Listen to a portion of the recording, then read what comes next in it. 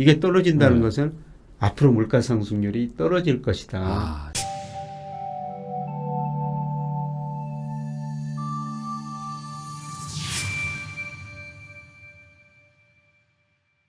안녕하세요. 당신이 부자 되는 그날까지 응원하는 부익남입니다. 이번 시간에는 2001년 9.11 테러 직전의 주가 폭락과 반등, 그리고 2008년 글로벌 금융위기 또 예측하시고, 그리고 이번에 또 한 번에 또 하락까지 또 예측하신 한국의 닥터둠이라는 표현으로 더 유명하신 분인데, 최근에 이 더 찬스라는 책까지 이게 내셨는데, 이게 작년 12월에부터 원고를 쓰셨더라고요. 그래서 뭔가 하락의 직전에 이미 하락을 얘기를 하셨던 분입니다. 뭐 소개가 필요 없는 워낙 유명한 분이시죠. 서강대학교 경제대학원 교수님 김영희 교수님을 모시고 오늘 이야기를 나눠보도록 하겠습니다. 교수님 안녕하세요. 예, 안녕하십니까. 네.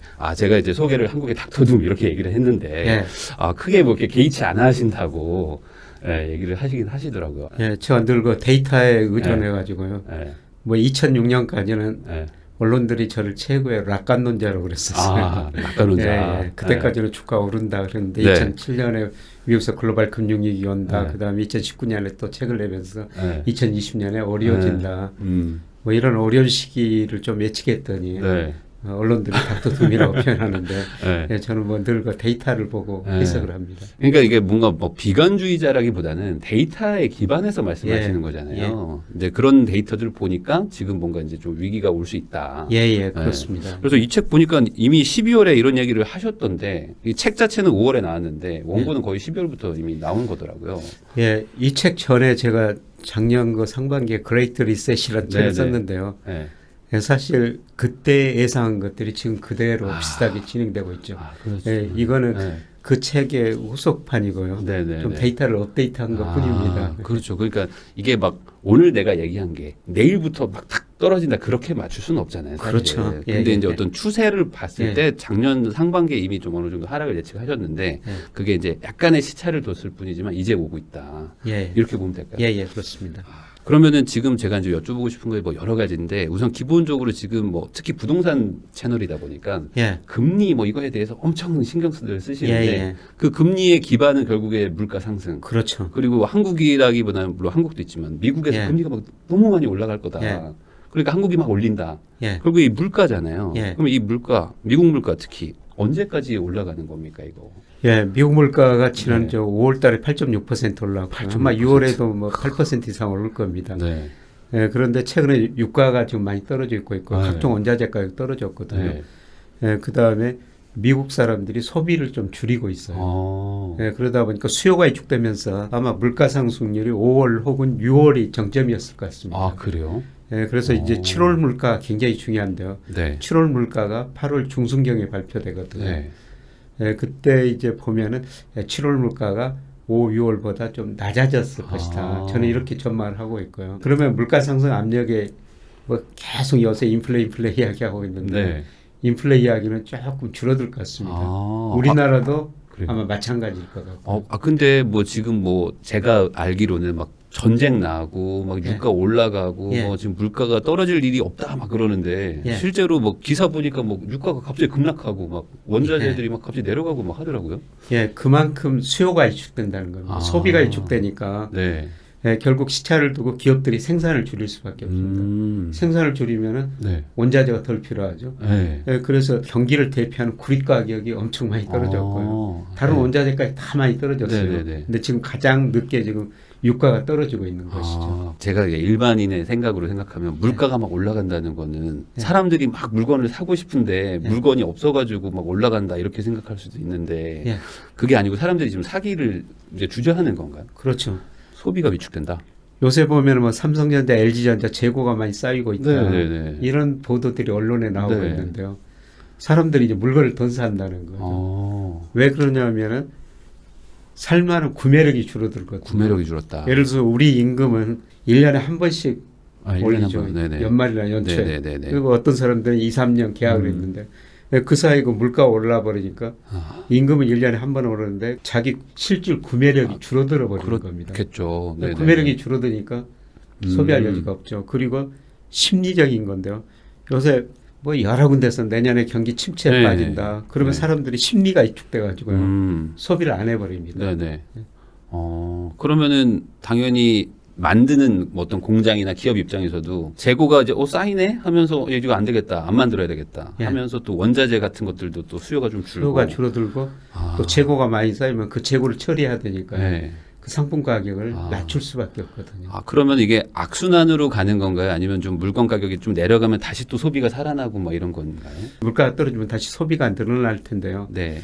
예, 그러기에는 또 부채가 상황이 너무 많이 안 좋다. 들었어요. 상황이 예, 좋진 특히 않다. 우리나라 가계 부채가 GDP 대비 107%로요. 네. 세계에서 가장 높은 수준이에요. 네. 예를 들어 가지고 세계 그 G20 국가라고 그러죠. 네. 가계 부채가 GDP 대비 평균 65%거든요. 65. 근데 네. 우리는 107%니까 네. 사실 우리 가계 부채가 너무 높은 거죠. 네. 네. 그리고 가계 부채가 높다 보니까 이게 은행에 금융에서 빌린 돈 갚느라고 소비를 할 수 있는 여력이 많이 줄어들어요. 예를 들어서 우리가 지금 원리금 상환 부담 비율이라고 네. 그러는데요. 그게 지금 거의 40% 정도 돼요. 그러니까 우리가 한 달에 100만 원 벌면은 40만 원을 은행에다 원금 갚고 네, 이자 네. 갚는데 지금 네, 쓰고 네, 있다는 네, 것이죠. 네, 네. 네, 그런데 앞으로 경기가 좋아지면 임금도 올라가지고 쓸 돈이 더 생기는데 네. 최근에 금리도 올랐고 경기가 안 좋으면은 임금이 늘어나는 건 네, 아니고. 그래서 부채가 많으니까 특히 우리나라는 소비가 많이 될 수가 없습니다. 교수님 말씀하신 것처럼 그 물가가 올라가니까 결국에 물가 잡겠다고 금리 인상을 해왔었는데 네. 그러니까 가계부채가 이렇게 높은데 금리가 올라가니까 네. 뭐 부담이 더 커지는 거였잖아요. 예, 예, 예. 근데 지금 말씀하신 거대로라면 인플레가 이제 어느 정도 정점이다. 예. 라고 하면 이제 금리가 좀 안 올라가거나 덜 올라갈 수도 있다고 좀 이해를 할 수도 있는 그렇죠. 거죠. 이 금리하고 물가는 똑같거든요. 네. 같은 방향으로 움직여요. 네네. 기준금리 말고 시장금리요. 시장금리. 예, 대표적으로 10년 국제 수익률. 네. 예, 금리라는 게 쉽게 말씀드려 이런 거예요. 지금 제가 100만 원 있는데 네. 이 100만 원 가지고 이 방송 끝내고 뭐 점심도 맛있는 거 먹고 네. 뭐 옷도 한 벌 사고 네. 기분 좋잖아요. 근데 그 돈을 은행에다 맡겨놨다면 소비를 잡는 데에 대한 대가가 금리거든요. 소비를 참는 거에 네. 대가. 은행에다 맡긴 동안 최소한 물가보다도 금리가 네. 더 높아야지 우리가 저축을 하게 되는 거죠. 그렇겠죠. 네, 그래서 금리하고 물가는 같은 방향으로 움직일 수밖에 없어요. 네. 그래서 물가가 떨어지면은 금리도 네. 떨어진다는 겁니다. 근데 금리라는 게 굉장히 똑똑해요. 네. 금리가 먼저 움직입니다. 먼저 가요. 예. 그래서 최근에 저 미국이나 우리나라 10년 국제 수익률 보면은 네. 장기 금리, 네. 10년 국제 수익률이 장기 금리라고 하는데요. 네. 이게 떨어지고 있어요. 그렇더라고요. 이게 떨어진다는 네. 것은 앞으로 물가 상승률이 떨어질 것이다. 시장, 채권 시장이 시장에서는 그렇게 판단한다. 기대하죠. 아니 근데 전쟁도 있고 막 이러는데도요. 전쟁도 있어가지고 네. 이제 공급 측면에서는 네. 물가 하락 요인이 별로 없어요. 네네. 근데 결국 수요가 위축되다 보면은 사람들이 소비를 덜 하다 보니까 물가가 떨어질 수밖에 네. 없고 소비 안 하면 기업들이 생산을 줄일 수밖에 없으니까 원자재를 덜 쓰죠. 그러니까 뭐 전쟁이든 뭐든 하여간 사람들의 심리 자체가 꺾였다 이제. 예. 그러니까 공급을 줄일 것이다. 예, 어쩔 그렇습니다. 수 없이. 예, 예. 그러면은 당연히 뭐 물가가 내려갈 거니까 금리도 내려갈 거라고 예. 생각해서 예, 선반영을 막 지금 하고 있는 예, 거군요. 금리가 먼저 선반영하고 있습니다. 야, 그러면 이 상태라면은 향후의 금리 지금 뭐 미국은 뭐 계속 0.75 막 올린다고 하는 거는 기준금리 얘기인 거고. 그렇죠. 예. 기준금리 올라가도 시장에서는 금리가 내려가면 뭐 비슷해질 수도 있겠네요. 예, 기준금리라는 건 시장에 늘 후행을 해요. 금리가 먼저 오르고 경기가 좋아지고 이제 물가가 오르면은 네. 그 뒤에서 기준금리는 인상하게 되거든요. 항상 뒷북치는 거예요. 예, 항상 좀 후행을 해요. 네. 그래서 이제 시장 금리가 이렇게 떨어진다는 거는 네. 올 연말 가면은 뭐 연준이나 우리는 한국은행 고민 많이 할 거예요. 네. 그 지금 요번에도 기사 떴더라고요. 한국은행이 0.5 안 올리고 0.25 올리고 뭐 이런 얘기도 고민하고 있다고 막 예. 이런 것도 있고. 근데 현재는 이제 물가가 높으니까 네. 연준은 한국은행 금리를 올릴 수밖에 없는 상황인데 지금 시장 금리는 내년에 경제가 나빠질 것이다. 네. 그리고 계속 떨어지고 있거든요. 그래서 올 연말 혹은 내년 초 가면요. 네. 저는 기준금리 못 올릴 거라고 보고 있어요. 후행하니까 아직은 올라가긴 하겠지만 예. 이제 어느 순간 한 몇 달 더 지나가면은 예. 이제는 올릴 필요가 없겠는데라는 예, 물가 떨어지고 경기가 특히 나빠지니까. 경기 침체로 갈 수 있기 때문에 하느니 조심할 것이다. 이렇게 그렇죠. 봐야 되는 건가요? 그러니까 금리를 올리면은 우리 소비가 줄어들죠. 그러겠죠, 당연히. 예. 뭐 가계부채 금리가 부담도 오르면은 있으니까. 제가 지금 소비 안 하고 저축했다가 나중에 소비하게 되거든요. 그러겠죠. 그다음에 금리가 오르면은 네. 기업들이 투자를 줄여요. 네. 예를 들어서 금리가 좀 대출 금리가 4%라면은 뭐 6% 기대 수익률이 나면은 네. 뭐 돈 빌려 투자할 수가 있죠. 근데 네. 금리가 5, 6%로 올려버리면 금리가 그렇죠. 오르면 기업들이 투자를 안 하죠. 공장 지어가지고 7% 10% 벌어야 되는데 벌 자신 없으면 안 해버리니까 돈을 안 빌려가죠. 아. 그래서 금리가 올라가면 소비 투자가 줄어들어가지고요. 네. 경제 성장률이 떨어지게 되는 겁니다. 그 한국은행이나 이런 뭐 중앙은행 입장에서는 어쨌든 물가도 잡아야 되지만 경기를 또 어느 정도 또 위축시키면 안 되니까 그 애매한 선까지 해서 되게 고민이 많겠어요. 예, 지금 굉장히 고민이 많죠. 지금 경제는 나빠지고 있는데 네. 물가는 오르니까. 근데 네. 중앙은행의 가장 중요한 목표는 물가 안정이에요. 그러니까 중요한 목표가 물가 안정이니까 네. 경기는 나빠지지만 물가가 높으니까 네. 지금은 금리를 올릴 수밖에 없죠. 지금은 어쩔 수 네. 없다. 근데 네. 금리를 올리면 시차를 두고 소비 투자가 줄어들면서 경제가 나빠집니다. 안 좋아지니까. 그러니까 경제가 나빠지는 시점 가면은 네. 이제 중앙은행이 균형적인 물가하고 네. 경기를 같이 고민하는데 네. 경기가 나빠지면 결국 물가 상승 떨어지니까 그때는 이제 금리를 못 올리게 되는 거죠. 그러면 반대로 경기 침체가 너무 우려되면은 이제 물가가 어느 정도 잡히는 순간이 되면 경기 침체가 더 위중하다 하면은 금리를 낮출 수도 있는 건가요? 그렇죠. 저는 내년 하반기 가면 전 세계가 또 금리 낮추리라고 또 낮춰요? 안 올리고 그냥 가만히 있지 올렸다가 또 낮췄다 올렸다 낮췄다 이거 할 수밖에 없는 건가 보죠. 이게. 예, 그렇죠. 물가 때문에 그렇죠. 그럼 내년에 하반기는 금리를 낮춘다는 얘기는 교수님이 보시기에 내년에는 경기 침체가 이제 확연할 거다. 그렇죠. 예. 그렇구나. 내년에는 경기 침체 정도가 제가 보기에는 뭐 2008년 그다음에 2020년보다는 좀 더 더 안 좋을 수도 더 안 있다. 좋을 수 있을 것 같습니다. 그러면은 뭐 바이든 대통령이 뭐 중국의 뭐 관세를 뭐 좀 낮춰주고 막 하는 거는 물가 잡으려고 하는 거인 거죠. 어떻게 뭐. 근데 그게 뭐 어차피 나중 되면 다 잡힌다. 예, 나중에 잡히는데요. 근데 우선이 급하죠. 뭐라도 해야 되니까. 예, 당장 그 11월에 중간 선거가 있지 않습니까? 예, 국민들이 가장 싫어하는 게 물가 상승률하고 실업률이에요. 물가 오르면은 그렇죠. 살림살이가 어려워지고 실업률이 올라가면은 일자리가 없어 소득이 줄어드니까.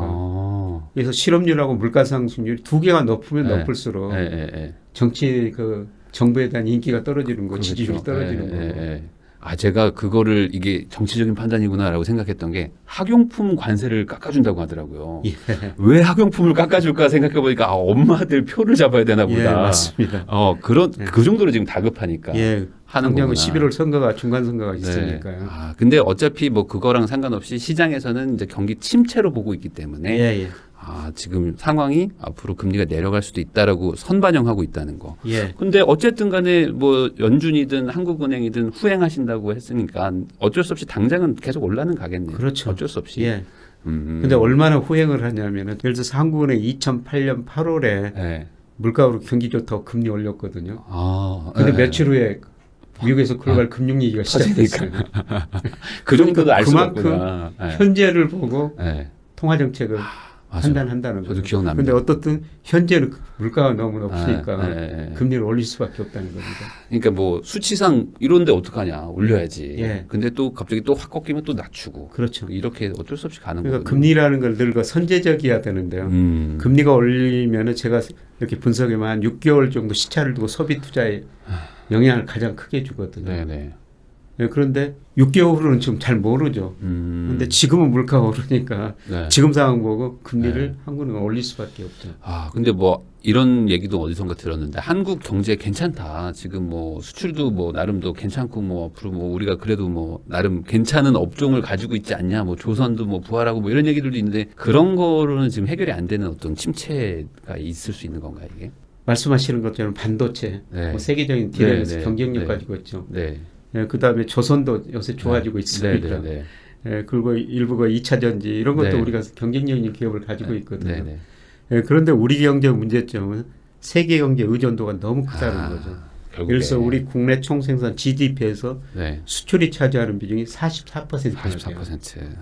근데 요새 세계에서 제일 많이 떨어지는 주가가 우리하고 대만 주가예요. 외국인들이 우리하고 대만 주식을 제일 많이 팔고 있거든요. 둘 다 수출 의존도가 높아서요? 그래서 내년에 세계 경제 침체가 빠지면 이 수출 의존도가 높은 두 나라가 경제가 많이 안 좋아질 것이다.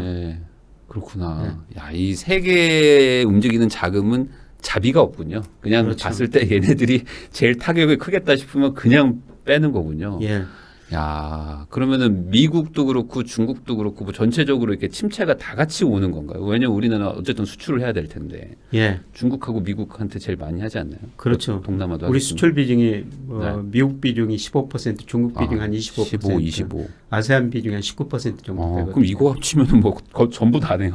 예, 유럽, 그렇죠. 나머지 유럽 정도 되겠네. 예. 예. 유럽이 한 9% 정도 되고요. 예. 아, 중국은 마이너스 성장까지는 안 갈 겁니다. 네. 왜냐하면 중국의 1인당 국민 소득이 네. 2019년에 1만 달러를 돌파했거든요. 네. 역사를 보면 1만 달러 돌파하면은 소비를 하기 시작합니다. 아, 이제 좀 쓰는구나. 예, 네. 14억 인구가 지금 소비하기 시작했다. 네. 네. 중국은 뭐 마이너스 성장까지 안 갈 텐데 네. 요새 우려된 게 미국이거든요. 미국이요. 예. 네. 미국 마이너스 떴다고 막 계속 기사 나오던데. 1분기 마이너스 성장했고 2분기도 아마 마이너스 성장할 겁니다. 그런데 지금 마이너스 성장은 지금은 소비는 증가했어요. 소비는 근데 문제는 증가하고. 뭐냐면은 GDP가 소비 플러스 투자 플러스 정부 지출 플러스 수출 마이너스 수입인데요. 네. 그 마이너스 항목에 대한 수입이 엄청 증가해 보니까 수입이. 지금 미국 네. 마이너스 성장이거든요. 아, 지금은 미국 경제가 소비는 증가하니까 괜찮다고 그러는데요. 네. 아마 내년 상반기에는 지금 자산 가격도 많이 떨어지고 금리 인상하고 소비가 많이 줄어들 거예요. 그러면 소비가 줄어들면서 경기 침체에 빠질 겁니다. 그러면 중국은 그래도 버티지만 미국에서 어쨌든 조금 침체가 있을 수 있고 뭐 동남아 뭐 이런 데도 그러면 어느 정도 좀 같이 따라갈 수 있고 뭐 그런 그렇죠. 거라고 봐야 될까요? 뭐 세계 경제 나빠지면 다 동남아 같이 국가들 뭐, 성장률이 네. 다 낮아질 수밖에 없습니다. 결국에 뭐 미국을 어느 정도 뭐 다들 추종하게 될 테니까. 예. 그러면 결국에 수출 위주인 우리나라 입장에서는 뭐 상황이 뭐 당장은 좋지 않아 보일 수도 있다 이렇게 판단할 수 있는 거네요. 어쨌든. 예, 그래서 뭐 우리 저 고위 관리들이 네. 요새 물가 오르는 거 네. 우리가 할 수 있는 일이 별로 없다. 맞아요. 예. 뭐 이런 이야기까지 하고 우리가 뭐 할 수 없다. 국제유가 예. 오른다고 그 밀가격 오른다고 예. 우리가 원유 생산할 수도 없고 그렇죠. 밀 생산할 수도 없거든요. 예, 그래서 우리가 세계만 쳐다보고 있는 거죠. 근데 네. 다행스럽게도 지금 저 약간 미국 꺾였다. 가격, 네. 많이 꺾이고 있으니까 팜유가가 40% 빠졌다고 막 예. 그러더라고요. 뭐. 많이 빠졌습니다. 지금. 야, 그러면은 결국에 우리나라 입장에서는 뭐 시간을 좀 지나야지 뭐 어쩔 수 없다. 뭐 지금은 임금도 올리지 말라고 얘기 나왔던 게 약간 예. 그런 건가? 뭐 얘기 그렇죠. 많던데. 뭐 기재부가 네네네. 저 기재부 장관이 네. 뭐 대기업들한테 임금 인상 좀 자제해 달라. 네. 근데 이 근로자 입장에서는 아니 지금 왜 물가가 이렇게 물가 올랐는데. 오르는데 물가 오른 만큼 임금이 올라야지 우리가 소비를 하거든요. 네. 근데 물가 오르는데 임금 알려주면은 그러니까. 당장은 물가가 잡힐 수 있지만은 나중에 우리가 소비할 여력이 없죠. 네. 근데 그것도 이제 워낙 급하니까 뭐 급하니까 그렇죠. 그렇게라도 좀 해달라. 근데 가장 중요한 거는 사실 지금은 사회적 대타협이 필요해요. 근로자들도 어느 정도 임금 상승을 조금 덜 요구하고요. 기업들도 생산성을 개선해 가지고 네. 비용 개선, 비용을 좀 줄여야 되거든요. 그러면은 결국에 뭐 이제 교수님 예측대로 간다. 그러면은 이제 물가가 또 잡힌다고 뭐 잠깐 반짝할 수 있지만 어쨌든 내년에 이제 침체로 간다고 이제 보는 거잖아요. 내년 침체는 확률이 굉장히 높아. 그러면 이거는 좀 길게 가는 침체인가요? 이게 또 단기적으로 보기가 좀 어려울 수 있는 어떤 구조적인 문제로 가는 건가요, 이게? 좀 구조적일 것 같아요. 그래요. 제가 구조적이라고 보는 이유는요. 네. 2008년 그다음에 2020년 네. 우리가 2000년 뭐 이후에 두 번의 큰 경제 위기를 겪었거든요. 네. 이 경제 위기 전 세계가 정말 빨리 극복했어요. 네. 그거는 정부가 돈을 엄청 쓰고 그다음에 중앙은행은 금리 내리고 네. 많이 돈 풀어가지고 그렇죠. 네. 이기는 극복했는데 이 과정에서 각 경제 주체 부채가 굉장히 많이 증가해 버렸습니다. 미국은 정부 부채가 늘었고 중국 기업 부채가 늘었고 우리나라는 가계 부채가 늘었고요. 그다음에 더 중요한 거는 저금리 때문에 돈 많이 풀었기 때문에 모든 자산가에 거품이 발생했는데 거품이 붕괴되고 있죠. 채권 시장에 거품이 발생해서 붕괴되고 있고 지금 주식시장 거품이 붕괴되는 과정이고요. 이제 부동산 남아 있다는 거죠. 그러면 저 바로 주식으로 좀 여쭤보겠습니다. 주식 및 뭐 금융 전반일 것 같은데 지금 말씀하신 것처럼 주식은 뭐 확연하게 지금 뭐 전 세계적으로 다 지금 내려가고 있잖아요. 그런데 우리나라가 뭐 가장 많이 빠진 것 중에 하나고 5월 이후로는 뭐 거의 세계 최고더라고요. 맞습니다. 근데 이렇게까지 우리나라가 많이 빠지는 거는 결국에 아까 말한 그 미래 전망이 어둡다. 한국의 미래 전망이 어둡다라고 보는 이건가요? 아니면 뭐 다른 이유가 예, 있나요? 앞서 말씀드렸습니다만 네. 한국 GDP 수출이 차지하는 비율이 44%가 그러니까. 세계 경제 나빠지면 네. 앞으로 한국 수출이 둔화될 것이다. 네.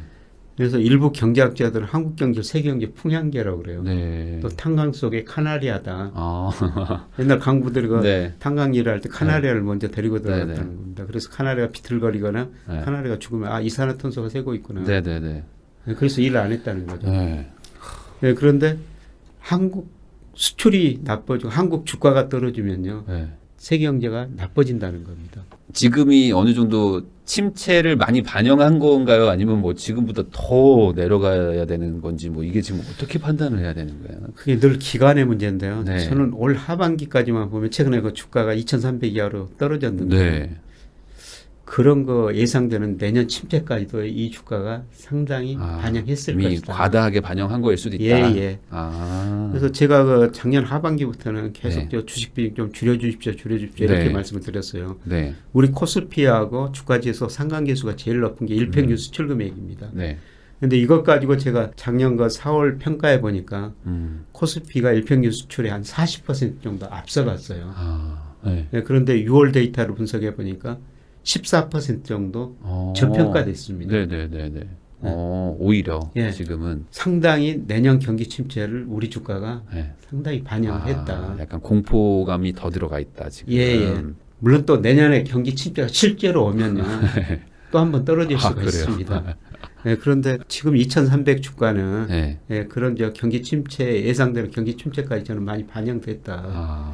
네, 그래서 제가 작년 하반기부터 계속 그 주식 비중 좀 줄여주십시오 이런 네. 말씀을 드렸는데 그럼 지금 이제 줄인 분들 입장에서는 그럼 반대로 지금이면 그래도 한번 다시 한번 들어가 보면 또 할 수도 있다. 그렇죠. 물론 뭐 저는 지금이 뭐 바닥이다 이건 아니겠지만. 뭐 3분기 중후반 주가가 네. 아까 인플레이율이 둔화될 것이다. 약간 그런 또 기대감이 살짝 살아날 수 예. 있으니까. 제가 보기에는 환율이 지금 1,300원이 넘었는데 너무 높아요. 너무 높아요 이게. 예, 우리 주가가 지금 2,300이 저평가된 것처럼 우리 네. 경제를 비해서 1,300원 환율은 너무 높거든요. 너무 높아요. 예. 네.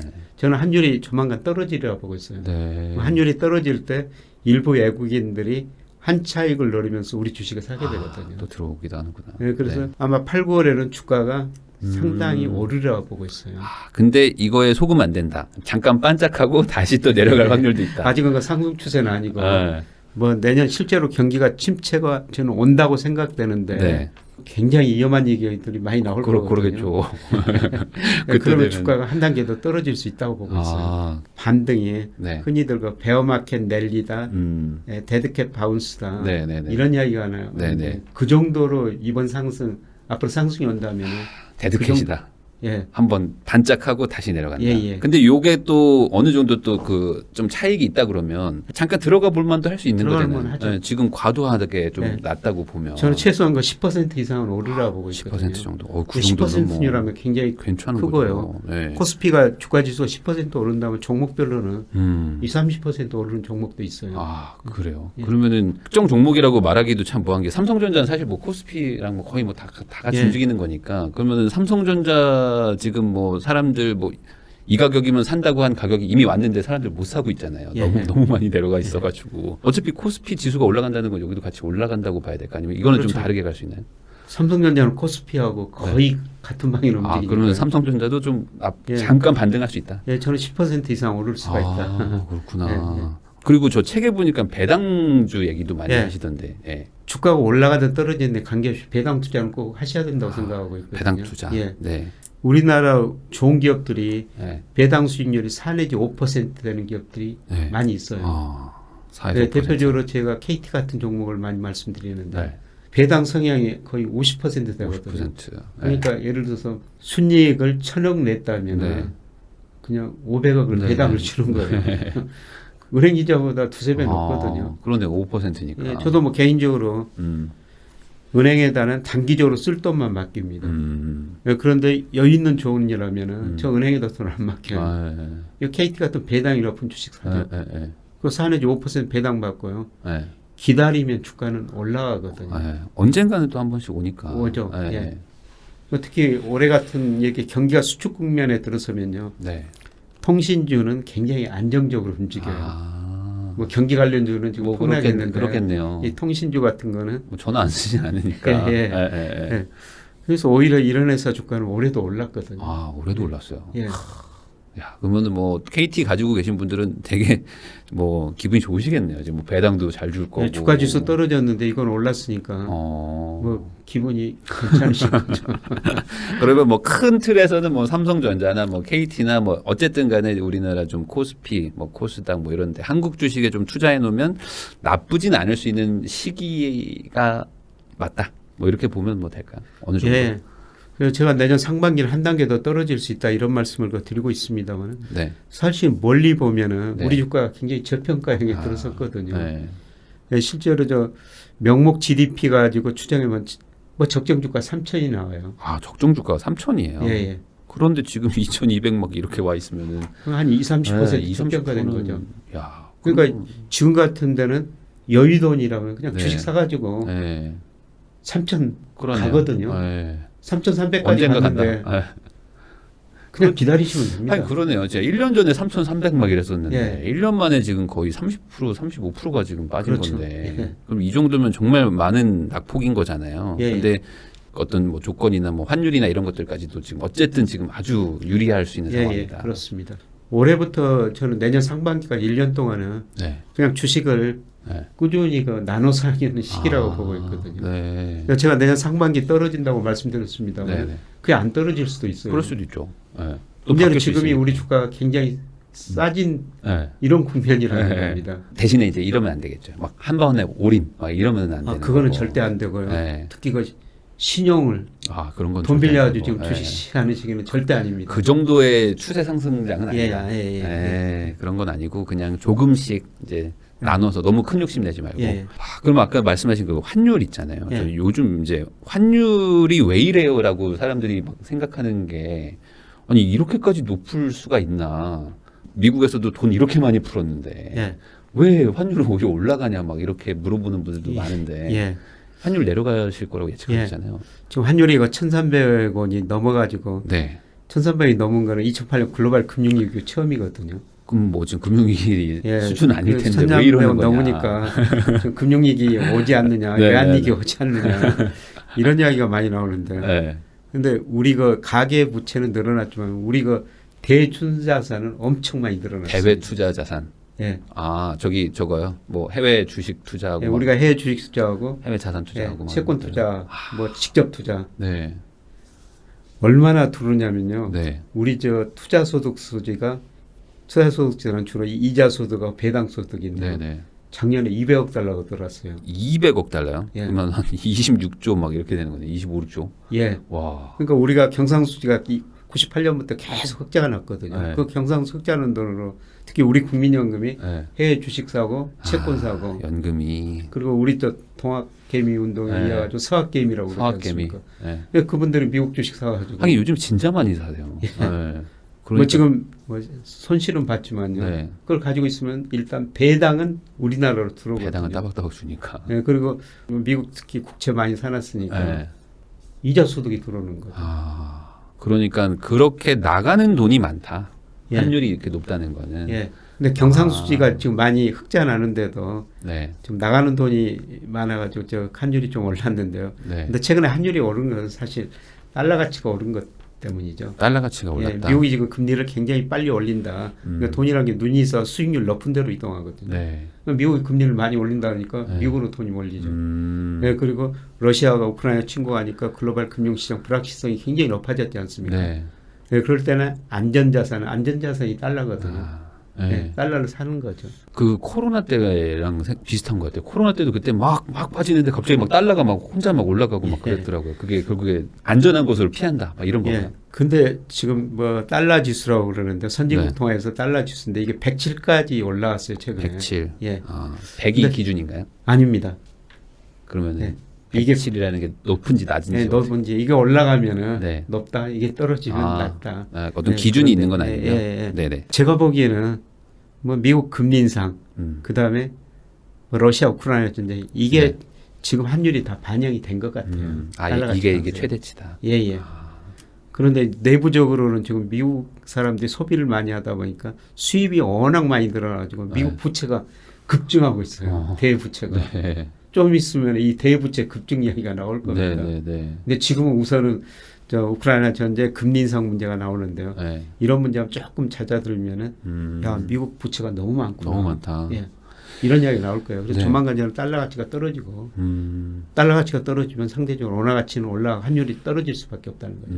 그럼 아까 말씀하신 어떤 1200 얘기를 하셨는데 그 1200 정도도 사실은 뭐 옛날에 비하면 또 높을 수도 있지만 예. 이건 어쩔 수 없는 건가요? 이제 워낙 그렇죠. 뭐 해외 투자를 많이 하니까 또. 예. 제가 그 추세를 구해 보니까 네. 과거에는 뭐 1년 전까지는 환율 그 추세가 중간 변동선이 한 1,150원이었어요. 예, 그런데 이번에 저 우크라이나 전쟁 이런 거 하면서 1,200원 정도로 올라 버렸거든요. 네네. 저는 뭐 조만간 1,200원 정도로 떨어지리라 보고 있습니다. 아. 예, 과거에는 환율이 1,150원을 네. 축으로요. 1,050원에서 1,250원 사이에 왔다 갔다 했는데 이게 축이 한 50원 정도 위로 올라가 버렸다는 겁니다. 이건 어쩔 수 없다. 예. 이제. 그래서 이제 향후 1, 2년 동안은 네. 1,200을 중심축으로 해가지고 1,100에서 1,300. 그 정도 왔다 갔다. 근데 지금 1,300이라는 것은 네. 위에 상한선이 거의 상한선이다. 예. 아, 그러면 많이 내려가야 뭐 한 1,100원대 예, 그 정도. 예. 거기 그렇지만 이제 기준은 1,200 정도일 예, 것이다. 1,200 정도. 예. 아, 그러면은 대략적으로 지금 말씀하신 걸 들어보면 어쨌든 외인들도 뭐 들어올 수도 있을 만한 구간이라고도 볼 수 있겠네요. 어쨌든 그렇죠. 상단에 있으니까 예. 환차익까지 분명히 있을 수 있으니까. 외국인 투자할 때 단기적으로 가장 중요한 요소가 음. 환이거든요. 네. 근데 지금 원화 가치가 지나치게 저평가됐다. 네.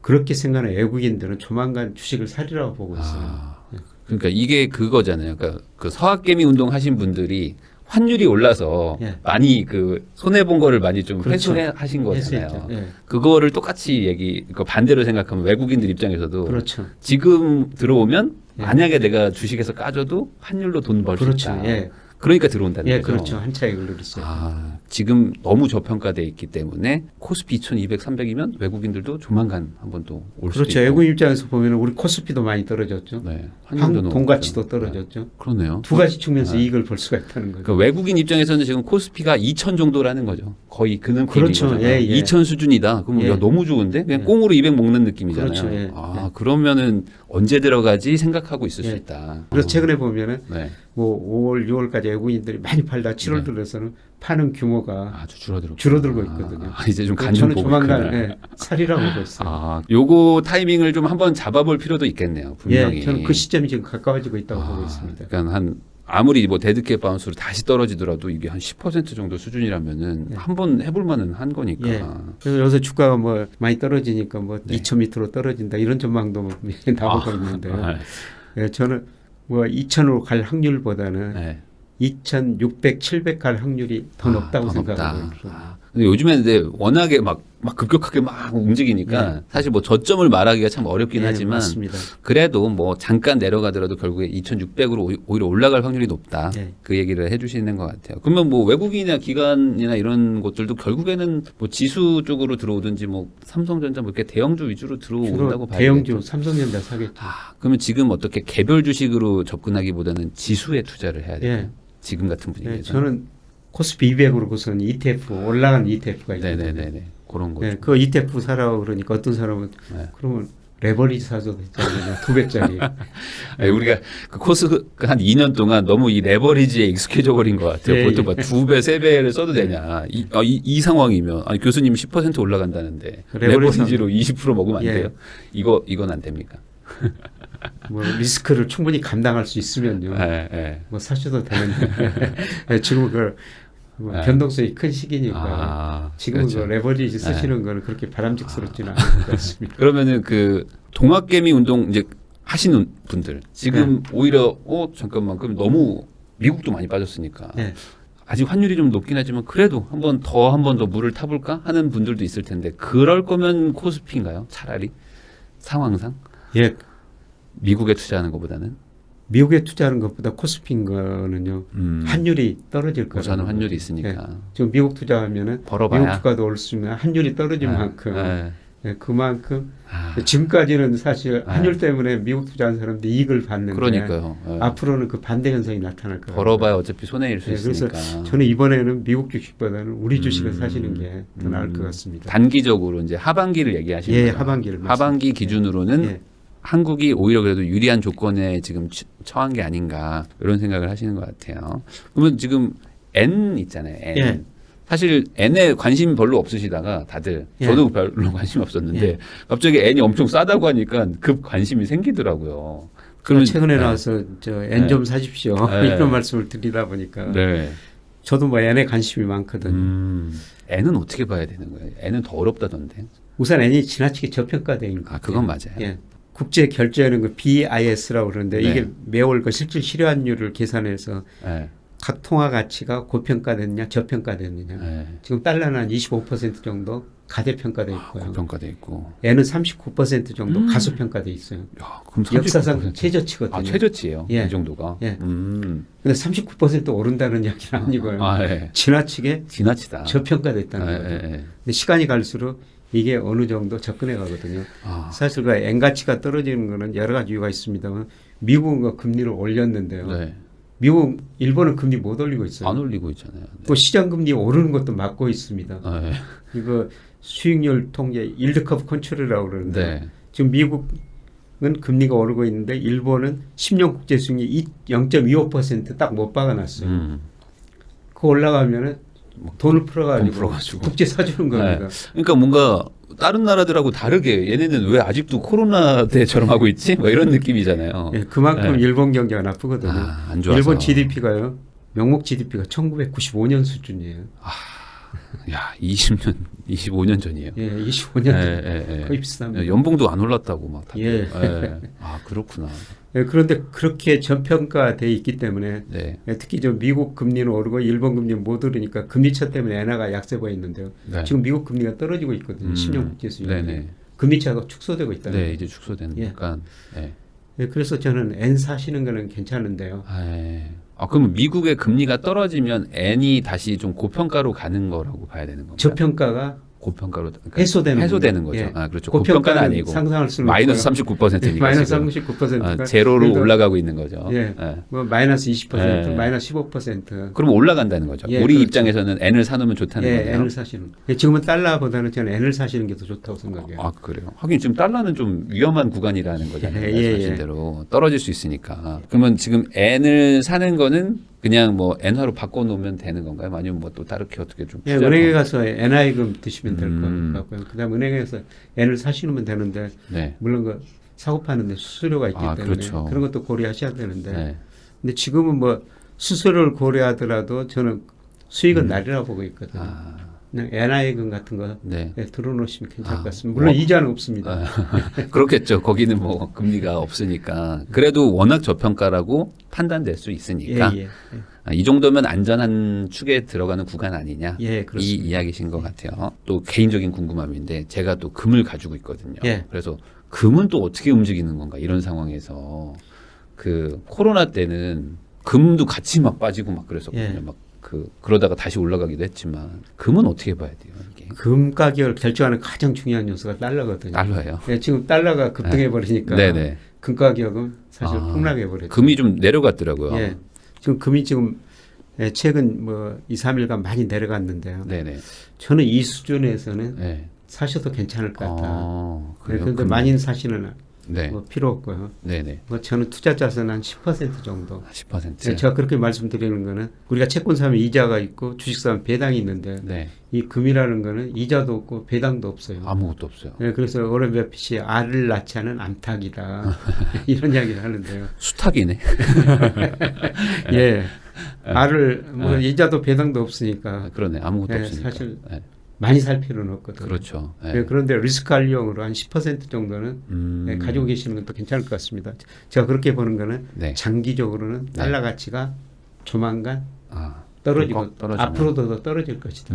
달러 가치가 떨어지면 그만큼 금은 달러로 표시되기 때문에 금 가격은 그만큼 오를 수가 있다. 그러니까 달러랑 약간 좀 반대로 가는 거라고 보면 되는 건가요? 예, 금이 그래서 어느 정도? 예, 지금 뭐 달러 투자하셨다면 달러 비중을 좀 줄이고 그만큼 금 비중을 늘리시면 금으로 되죠. 좀 예. 바꿔놓는 것도 그런 것도 괜찮을 수 있다. 예. 금이 어쨌든 좀 달러랑은 좀 반대로 움직이니까. 예. 그런데 아까 리스크 헤지 얘기를 하셨잖아요. 금이 그래도 리스크 헤지가 조금 된다. 그러면 큰 틀에서는 금융자산과 좀 반대로 움직인다라고도 볼 수도 있는 건가요? 그렇죠. 사실 우리가 살면서 직장 다니는 분들은 네. 뭐 승진, 네. 그다음에 임금 오르는 걸 네. 원하고, 그리고 뭐 우리 집값 오르고 주가 오르고 계속 자산가격이 오르는 것만 기대하고 그렇게 살고 있죠. 그렇죠. 근데 세상이라는 게 그렇지는 않거든요. 네. 갑자기 어떤 리스크, 큰 리스크도 올 수가 있어요. 네. 그런 리스크를 우리가 일부는 대비해야 된다는 거죠. 네. 그 리스크 중에 하나가 네. 대비할 수 있는 수단 중에 하나가 금이라는 겁니다. 금. 예. 금은 그래도 어쨌든 아주 위기 상황이 오면 그래도 사람들이 금으로 조금 몰리나 봐요. 그래도. 예, 그렇습니다. 그리고 최근에 러시아가 금을 많이 샀었어요. 네. 중국이 중국하고 계속, 러시아가 네, 중국이 막, 러시아, 중국이 계속 금을 사고 있습니다. 제가 금 관련 책을 몇 개 읽었는데 거기서 공통적으로 얘기하는 게 러시아랑 그 중국이 금을 많이 확보해서 달러의 그 지배력을 조금 뭐 해소하겠다 뭐 이런 얘기가 있죠. 예를 들어서 유럽 중앙은행들이 외환 보유액 중에서 한 60, 70%가 금이에요. 60, 70%. 중국은 이제 많이 사봤자 3% 정도밖에 3%? 안 되거든요. 중국이 앞으로 미 국채를 계속 줄이고요. 그 돈 가지고 금을 살 겁니다. 그렇죠. 미국 국채 가지고 있으면 중국 입장에서는 난감한 상황인 거잖아요. 이게 뭐 서로 안 되는 거잖아요. 내가 경제가 커지면 이 국채가 떨어지고 막 이럴 텐데. 그래서 이제 금으로 많이 가니까 뭐 또 장기적으로 보면은 금 수요도 분명히 있을 수도 있고. 그렇습니다. 경기 침체도 있고 미국 침체, 달러 침체까지 생각하면 금도 뭐 나쁘진 않을 수 있다. 그렇습니다. 지금 구간에서는. 그러면 금, 엔, 그다음에 한국 주식 정도. 그다음에 한 가지 더 말씀드리면 채권. 채권.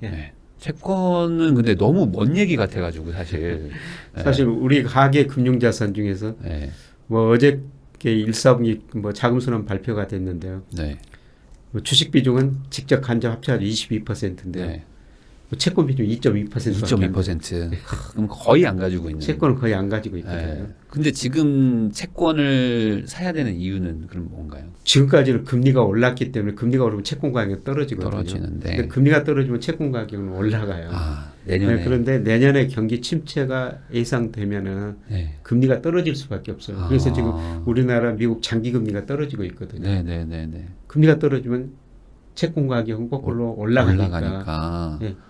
그러니까 원래 내가 4% 주기로 한 채권을 샀는데 예를 들어 다음번 상품이 3.5, 3 이러면은 내게 더 많이 이자 주니까 사람들이 막 이거 사러 온다 이거죠. 그렇습니다. 그러니까 시세 차익도 볼 수 있다. 시세 차익 누릴 수가 있습니다. 근데 그러려면은 금리가 내려가야지만 되는 거 아니에요? 근데 안 내려가면 어떡하냐 이거죠. 안 내려가면은 그냥 좀 만기까지 가지고 만기까지 그냥 가져가면 되니까. 그래서 예를 들어서 3년 국채 수익률이 뭐 3.23% 이 정도 되는데요. 이게 한국 기준인가요? 한국 3년짜리가. 한국 걸 사도 3.23을 줘요. 3년짜리가. 우리가 요새 은행 예금이 3%짜리까지 생겼다고 그러더라고요. 그런데 이게 은행 예금보다 더 안전해요. 그러네요. 얘는 시세 차익도 있을 수 있으니까. 국채는 우리 정부가 망하지는 않을 거거든요. 이거 예금자 보호가 필요가 없네. 예금자 보호 필요 없어요. 5천만 원이 필요가 없군요. 5천만 원 필요 없습니다. 우리나라 망하지 않는 한. 그러네. 그럼 만기까지 가지고 계시면 돼요. 그러네요. 차라리 은행에 예금할 돈이면. 3년짜리 장기 적금 들었다 생각하고 그냥 가지고 있으면 무조건 주는 거니까. 그래서 우리가 2, 3년짜리 은행에다 정기 적금을 들었다면 그 이전에 찾으면은 그 이자 안 줘요. 안 주죠. 맞아요. 근데 이거는 중간에 팔 수가 있죠. 만약 금리가 떨어지면 시세 차익 누릴 시세 차익도 올라가고. 그러면은 만약에 3.23%짜리 채권을 샀는데 만약에 금리가 막 2%대까지 내려간다. 그럼 많이 올라가나요? 엄청 올라죠. 엄청 올라가요. 그러니까 사람들이 채권 생각하면 3% 받아서 뭐 하냐 이런 생각들을 하는데 만약에 금리가 내려갈 거라고 판단하면은 시세 차익까지 생길 수 있다. 그렇죠. 그리고 금리가 안 내려가거나 오르면 그냥 만기까지 가자. 그래도 3%면 괜찮지 않나요? 그렇죠. 이런 생각으로 채권 가는 거 좋다. 그럼 경기 침체가 오면 결국에 가장 안전하다고 할 수 있는 자산 중에 하나는 채권이다. 채권이죠. 그러면은 교수님이 생각하시기에 뭐 물론 자산마다 다르겠지만 그래도 채권 몰빵 뭐 이렇게 할 수는 없잖아요. 몰빵을 해서는 안 되죠. 그럼 아까 말씀하신 뭐 금 이런 거는 한 10% 이하라고 하셨으니까 채권은 그러면 한 어느 정도 가지고 있으면 뭐 그래도 뭐 나쁘지 않다. 지금 문제는 30, 40%. 채권 비중을 그럼 상당히 많이. 그럼 거의 40%로 치면 나머지 한 절반 정도는 그러면 뭐 금융자산 같은 것들이나 예. 뭐 이런 것들 위주로. 뭐 현금도 좀 가지고 있어야 되고요. 네. 주식은 뭐 배당 투자 중심. 배당 위주로. 예. 이게 완전히 안전하게. 안전하게 네. 지금은요. 예. 혹시라도 예. 올 수 있는 경기 침체 예. 대비하자. 그래서 경기가 회복 국면 되면은 네. 그때는 그 채권 비중을 가감히 줄여야 돼요. 또 줄여야 되고. 예, 경기가 회복 초기 들어가면은 그때는 금리가 오르기 시작해요. 그럼 무조건 빨리 정리해야 돼요. 채권 줄이고 주식 비중을 확 늘리면 되죠. 그렇겠죠. 그런데 그 시기는 뭐 아직은 시야에는 아직은 안 보인다는 겁니다. 아직은 안 보인다. 예, 예. 그러니까 뭐 한 1년 안쪽에서는 뭐 딱히 지금 보이진 않는다. 예, 예, 예. 그건 뭐 이제 나중에 또 다시 한번 상황이 바뀌는 걸 감안해서 또 봐야 되니까요. 부동산 요즘에 막 정책이 갑자기 막 나와가지고 시장에 약간 좀 혼란이 좀 있거든요. 그래서 뭐 지금 금리도 올라가고 뭐 지금 뭐 그 경기 침체 우려 뭐 이런 것들까지 뭐 물가 상승 뭐 다 얘기 나오면서 뭐 아직 더 간다 아니면 뭐 내려간다 뭐 이런 얘기들도 있는데 우리나라 부동산 시장의 뭐 방향이랄까 뭐 이걸 좀 어떻게 보고 계시는지. 저는 뭐 추세가 지금 꺾이고 있다고 보고 있어요. 네네네. 예, 제가 부동산 추세를 그 통계적으로 저 네. 호드릭 프레스포트 필터라고 있는데 이걸 가지고 추세를 구해 보니까 네. 상승률은 완전히 꺾였고요. 상승률 꺾였고. 네. 추세도 조금만 네. 꺾이게 나와요. 꺾일 수 있다. 네. 그래서 지역별로 보면은 네. 우리가 대표님이 부동산 최고 전문가입니다. 아닙니다. 잘 아시겠지만 대구가 꺾이고 있고 대구는 먼저 꺾일 수 대전이 먼저 꺾이고 있고 네. 나머지 다 대도시도 꺾이고 있거든요. 네네네. 그런데 왜 꺾이느냐? 네. 그거는 뭐 부동산 가격을 결정하는 여러 가지 요소가 있죠. 주시장이 부동산 가격이 좀 선행하거든요. 그 다음에 금리, 네. 대출 금액, 경기 네. 이런 것들이 부동산 가격을 결정하는 요소인데요. 네네. 좀 주가 많이 떨어졌죠. 네네. 그다음에 금리 올랐죠. 네. 대출 금액 많이 축소되고 있죠. 네네. 가장 중요한 거는 경기가 지금 나빠지고 경기가 안 좋아지니까. 예, 예. 그 교수님의 어떤 이게 일관되신 거잖아요. 그러니까 내년에 경기 침체가 분명히 올 수 있는데 예. 그러면 사람들 심리도 안 좋고 예. 부동산 이거가 당연히 꺾일 수밖에 없다. 예. 그래서 이게 자산 가격을 보면 채권 가격이 제일 먼저 움직이고 그다음에 주가, 주식 가격, 그다음에 부동산 가격이 움직이거든요. 근데 채권 가격에 지금 거품이 발생했다가 붕괴됐고요. 네네. 네, 그다음에 주식에서 지금 거품이 붕괴되는 과정이거든요. 그리고 경기가 나빠지고 네. 그다음에 저는 지금 부동산 가격 네. 거품이 붕괴되는 과정이 앞으로 남아 있다. 앞으로 남아 있다. 예, 예. 그러면은 이렇게 얘기하면은 또 뭐 요렇게 볼 수도 있고 요렇게 볼 수도 예, 있고 사실 뭐 다 다른데. 네, 다 다르죠. 뭐 강남 같은 데들은 막 지금도 막 뭐 고가 막 찍히고 있거든요. 근데 이런 거는 이제 대세가 아니고 그냥 예. 특수한 거다라고 이제 봐야 아주 되는 저는 특수한 몇 개라고 보고 몇 있습니다. 개라고 본다. 예, 예. 그러니까 전체적인 예. 전국적으로 봤을 때는 이게 예, 어쩔 수 추세는 없다. 꺾이고. 추세가 꺾일 수밖에 없다. 근데 추세가 꺾일 때는 네. 다 같이 떨어져요. 네네. 지금 마지막 남은 것들만 네네. 오르죠. 다른 데서 네. 주연부터 서서히 떨어지고 있는데 네. 이게 중심부로 확산되고 있다는 거죠. 중심부 쪽으로 올 것이다. 근데 결국은 중심부도 떨어지거든요. 근데 2009년, 2010년에는 사실 저 강남 아파트도 굉장히 많이 떨어졌지 않습니까? 네네네. 그때 30% 금융위기 때 떨어졌어요. 막 팍 한번 충격파가 오니까. 예. 네. 2009년 정도 한번 우리가 생각해봐야 된다고 생각합니다. 와, 그 정도면은 엄청난 충격파가 오는 건데. 근데 문제는 그때보다도 네.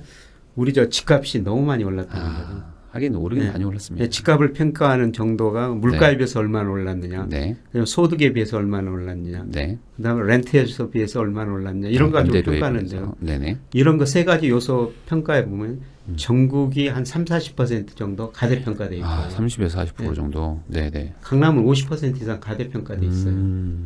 그러면은 이거는 아까 말씀하신 그 엔화랑은 완전히 반대고. 그렇죠. 달러보다도 더 약간 좀 과다해 평가돼 있고. 예. 예. 그러니까 그만큼 이제 워낙 저금리로 이제 대출이나 뭐 이런 것들을 이용해서 예.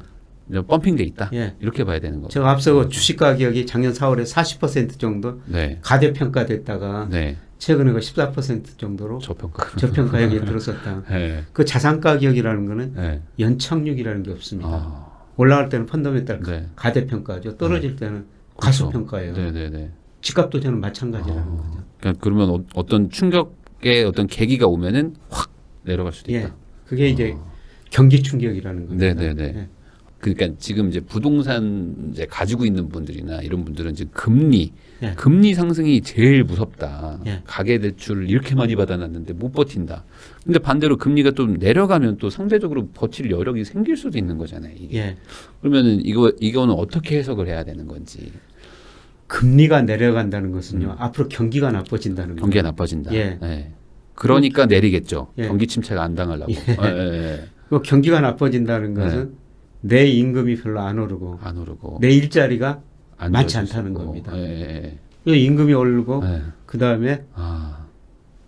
일자리를 찾고 일해야지 그렇지. 뭐 돈이 많아야지 집을 사는데. 예, 집을 사고 그 다음에 또 빌린 돈 갚을 게 아닙니까? 네네네.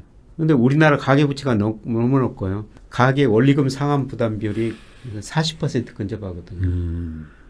그러니까 100만 원 벌면은 네네네. 뭐 40만 원 정도는 네네. 원리금 상환하는 데 써야 된다는 겁니다. 예. 근데 경기가 나빠지면요.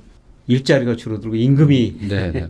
그렇죠. 예, 안 오르니까. 네. 근데 요런 거는 있거든요. 왜냐면은 금리가 또 올라가면은 예. 집주인들이 이제 월세를 막 좀 올리려고 하는 예, 것도 예. 있는데 그러니까 또 이렇게 상쇄되는 것도 있다. 예. 이런 것도 있고 반대로 또 금리가 내려가면 또 그거 나름대로 또 버틸 수 있는 여력이 있다. 예. 이렇게 뭐 사실 좋게 생각하면 다 좋게 생각할 수도 있는데 큰 틀에서는 결국에 경기 침체가 오는데 어떻게 부동산이 너네만 버틸 수 있냐? 예. 이거는 아니라는 거죠. 예, 그렇습니다. 아, 뭐 저 부자들도 가끔 많이 만납니다. 네. 시대의 흐름에 당하지 말자. 아 시대 흐름에. 예. 아, 시대의 흐름에 부동산 가격도 역행하지는 않는다. 시대의 흐름이 있다. 예. 대세가 예. 있다 지금. 예. 근데 아. 지금 대세가 경기가 지금 침체 국면으로 가는 과정이라는 아, 겁니다. 준비는 해야 된다. 예, 예, 예. 그렇구나. 그러면은 지금 그 만약에 금리가 내려가거나 하더라도 경기 침체가 오면 어쨌든 심리 자체가 위축되는 거잖아요. 그렇죠. 그러면은 예를 들어 상업용 부동산 같은 것들은 다 지역마다 다르겠지만 요즘에 뭐 아직도 서울 안쪽에 뭐 강남 이런 데들은 건물값이 막 계속 올라가고 땅값도 막 계속 올라가고 있거든요. 예. 근데 금리가 올라가도 올라요. 근데 이런 애들은 만약에 금리가 내려간다 그러면은 그럼 오히려 약간 사업성이 좋아지는 거일 수도 있는데 이런 것도 특수한 거겠죠. 그러니까 모든 자산 가격이라는 게는 네. 뭐 금리하고 네. 경기가 결정하거든요. 금리와 경기. 예. 네. 아직도 뭐 그 특수한 지역에는 네. 뭐 우리 소득이 워낙 차별화가 됐거든요. 아, 하긴 소득이 올라가는 동네도 있죠. 예, 소득이 올라가는 동네가 집군도 있으니까 있고. 그런 동네는 차별화가 돼가지고 올라갈 수가 있어요. 네. 예, 그런데 경기가 급격하게 위축되면요, 다 같이 떨어집니다. 아, 그렇겠죠. 그래서 네. 주식시장 삼성전자가 정말 좋은 종목 아닙니까? 아, 정말 그렇죠. 좋은 주식이죠. 네네네. 근데 경기가 나빠지니까 그냥 막 그것도 빠지고. 같이 떨어지지 않습니까? 네네네. 강남도 삼성전자 같은 아, 지역일 수가 있어요. 그럴 수 있죠. 근데 2009년 뭐 그때 네. 강남 아파트 가격도 20-30% 떨어졌지 않습니까? 예, 예, 예. 예. 그 강남 아파트 보니까 이게 가격 변동성이 더 심하더라고요. 왜냐하면 이 공급이 비탄력적이라고 그래요. 네. 그러니까 수요가 늘어나면은 음. 많이 오르고, 네. 예, 그 다음에 수요가 줄어들면 또 줄어들면. 급락할 수가 있거든요. 네네네. 예, 그 다음에 요새도 일부가 강남 아파트 최고가를 쳤다. 네. 뭐 이런 보도도 가끔 뭐 나오는데. 특정 지역에서 막 지금 막 계속 그건 최고가 아주 찍고 있어요. 소수일 거라고 네, 보고 네, 있거든요. 네, 제가 어떤 모임에 갔더니 네. 유동성이 굉장히 증가하는 과정에서 네. 사실 신생 기업들 음. 많이 나오고 그 네. 기업들 통해 가지고 엄청난 부를 축적한 사람들이 많거든요. 네, 네. 요즘에 그분들이 뭐- 그걸 산다는 거죠. 네. 예, 그리고 그분들 입장에서 보면은 네. 자기가 최고가에 샀다. 음. 기록을 세웠다. 그런 걸 좋아하고 좋아하시는 분들 있잖아요. 그러니까 이 얘기죠. 뭐 스타트업 하시면서 예. 막 투자 받아서 막 몇백억 부자 되신 그렇죠. 분들. 몇조 버는 사람도 있다. 그런 분들은 뭐 가격 생각 안 하고 막 사버리니까. 예. 그게 자기가 기록이었다. 그래서 약간 그거는 트로피처럼. 제가 생각하면 극히 일부라는 아, 것이죠. 그런 사람들은 예. 그러니까 그거는 이게 투자라기보다는 그냥 산 거다. 예. 그냥 필요하니까 산 거다. 필요하니까 산 그런 거죠. 느낌이다. 예, 예. 그렇겠죠. 사실 모든 지역에서 다 임금이 올라가고 뭐 다 그러는 건 아니니까. 예, 예. 근데 이제 대세적으로 어떤 침체가 온다 그러면 당연히 상승 여력이나 뭐 이제 하락 추세가 더 커질 수 있는 거니까. 예. 아, 그렇게 보시는 거죠. 예, 그러면 결론적으로는 지금 상황이라면 뭐 사실 집이 있는 분들보다는 집이 없는 분들이 더 걱정을 많이 하시는데 이런 분들은 그러면 그냥 우선은 지금은 좀 지켜보아야 되는 상황일까요? 우선? 사실 저도 뭐 오랫동안 살다 보니까 집은 하나는 있어야 돼요. 네. 오르든지 떨어지는데 집은 사는 곳이거든요. 사는 곳. 네, 집은 하나는 있어야 된다. 네, 하나는 네. 있어야 돼요. 그것도 맞죠. 네, 그래서 네. 여력이 있거나 네. 그다음에 원리금 상환 능력이 있으면은 저는 뭐 언제든지 네. 집 사셔도 된다고 네, 생각해요. 네, 네. 네, 그런데 부담이 지금 사면은 네. 부담이 좀 있다. 클 거라는 거죠. 네, 그리고 집값이 떨어지면은 네. 좀 굉장히 이거 심리적 위축을 좀 받을 수밖에 없습니다. 그러면은 이제 집이 꼭 필요하신 분도 있지만 집으로 돈 벌어봐야지라는 목적이 사실 65% 정도 되는 분들도 있어요. 그러니까 집이 필요한 거 35, 예. 이걸로 벌어야지 65 이런 느낌으로 집을 살려는 분들 입장에서는 돈 벌 게 꼭 집만 있는 건 아니고 아까 말씀하신 뭐 엔화는 뭐 40% 저평가돼 예. 있고 뭐 여러 가지 이런 것들이 있는데 굳이 여기에 이렇게 고가의 이거에 투자할 예. 필요가 있겠느냐? 투자 목적으로는 지금 투자하시는 건 아니라는 겁니다. 네네. 그래서 여러 가지 이거 저평가된 채권도 있고, 그러니까요. 예, 그다음에 엔화도 있고, 네. 이런 거 저평가된 자산들이 있거든요. 어.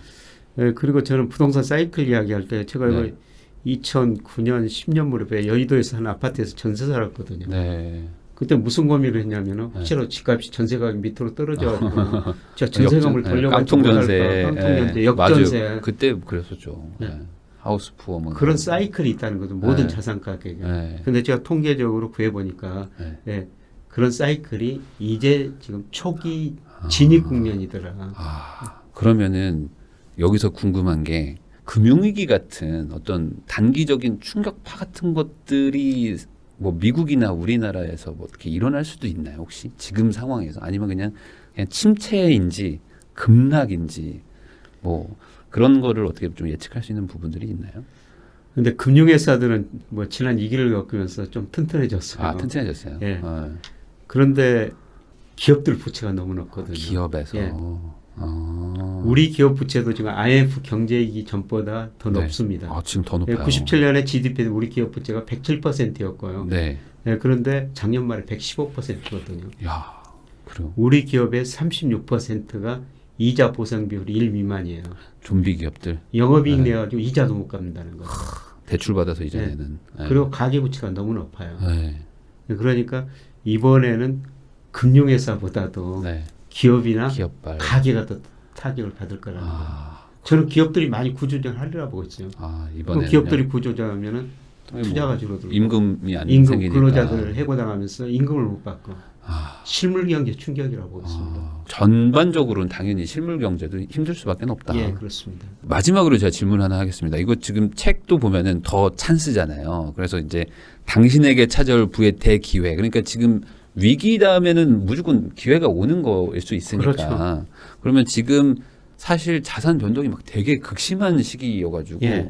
이미 사놓은 너무 막 혼란스럽고 살려고 하던 분들도 막 지금 주저하고 있는 상황이다 보니까 이런 위기 이후에 기회를 어떻게 잡을 수 있는지 이거에 대해서 좀 우리 시청자분들한테 조언 한마디만 좀 해주시면 좋을 것 같아요. 역사를 보면은 이기는 늘 반복됐거든요. 네. 뭐 최근에 2008년, 그다음에 2020년 네. 이기였지 않습니까? 네. 뭐 지나고 보면은 그때가 우리가 부를 늘릴 수 있는 중요한 기회였었어요. 그러니까요. 네. 예, 그런데 뭐 제가 여러 가지 데이터로 분석해 보니까 그 비슷한 위기가 시작되고 있더라. 또 한 번에 시작이 오는구나. 굉장히 부를 늘릴 수 있는 기회가 오고 있더라. 예, 그러려면은 대비를 해야 되거든요. 그 대비라는 게 뭐 어려운 건 아니죠. 위기 갔을 때 자산을 살 수 있는 돈이 있어야 돼요. 네, 돈이 있어야죠. 예, 그래서 현금성 자산, 아까 국채 같은 이야기했으면 유동성이 굉장히 높은 자산. 언제든지 현금으로 받고 현금으로 갈 수 있는. 옮길 수 있고. 그런 유동성 자산을 좀 준비하시는 게 좋고요. 예, 그 다음에 또 위기가 오면은 사실 굉장히 두렵습니다. 네, 그렇죠. 그래서 지금 코스피가 2,300 밑으로 떨어지니까 뭐 1,900 이야기가 나오고 그러는데 뭐 주가가 한 번 더 떨어지면은 뭐 우리가 저 2020년 코로나 때문에 1,490까지 떨어졌어요. 그런 경험이 있기 때문에 1,400, 1,500 이야기 할 거예요. 못 삽니다. 네. 그럴 때는 용기가 있어야 된다. 그렇죠. 그럴 때 과감히 레버리지를 일으켜야 돼요. 그래서 저는 그런 시기가 지금 다가오고 있다. 그 시기를 사실 누구도 정확하게는 알 수가 없지만은 저는 내년 상반기 무렵이라고 보고 있거든요. 상반기에는 그러면은 또 한 번의 그러니까 예, 충격이 한번 충격이 오고 그때는 뭐 레버리지를 땡겨서라도 넣어야 된다. 예, 그렇습니다. 그거면 진짜 바닥이니까 예. 이렇게 생각을 해야 된다. 예. 아, 바닥에서 들어가는 게 아니고 어느 정도 저점이면 들어가기 시작하다가 진짜 한번 급락 오면 다 집어넣어야 된다. 예. 아, 뭐 주식 같으면 사실 네, 뭐 지금 계속 그 저평가돼 있다고 말씀드렸습니다만 네, 예를 들어서 100이 있다면은 네. 지금 한 2, 30 사시고요. 아, 20에 30 예. 정도. 네. 내년 상반기에 7, 80 사시라는 겁니다. 아, 그러니까 지금부터 한 1년 정도는 그냥 분할 매수로 조금씩 사시다가 예. 30% 정도만 넣고 70은 현금화 가지고 있다가 예, 현금성 자산 아니면은 뭐 채권이나 채권. 이런 것들 예, 가지고 채권은 언제든지 또 팔 수가 있으니까. 아, 예. 그렇죠. 예. 그러고 있다가 이제 옮겨서 탁 그 정말 급락할 때 들어가라. 예. 음. 제가 말씀드리고 싶은 거는 네. 이기가 오고 있다. 네. 제 주변에 이기가 왔을 때 부자 된 사람들 많거든요. 네. 예. 그렇죠. 위기가 와야 사실 큰 부자가 될 수 큰 있는 부자가 거니까. 되죠. 예. 네. 상승세가 있을 때는 작은 부자들밖에 안 되는 예. 거니까. 근데 그 기회가 지금 다가오고 있다. 예, 이런 말씀을 드리고 있고요. 네. 네. 뭐 사실 저도 준비하고 있습니다. 아, 예, 저도 뭐 유동성이 높은 자산, 뭐 현금도 상당 비율 네. 유지하고 있고요. 그러면은 언제든지 바꿀 수 있는 것 중에서는 그래도 가장 안전하다고 할 수 있는 게 채권. 채권이죠. 네, 채권 예. 정도. N이나 뭐 이런 것들도 좀 변동성이 예. 있을 수 있으니까. 예. 정부에서 발행한 제가 채권만 말씀드리니까 회사채 같은 거는 지금 사실은 안 뭐 돼요. 한전 이런 거 회사채 막 이런 얘기 막 하시는 분들. 뭐 한전은 정부가 보증해 주니까. 네네네. 그렇지만은 네. 지금은 그 기대 수익률 낮추고 가장 안전한 정부가 발행하는 국채. 국채로. 예. 한국 국채로. 예, 그렇습니다. 예. 한국 국채에 우선 좀 투자를 해놓고 현금도 조금 가지고 있다가 예.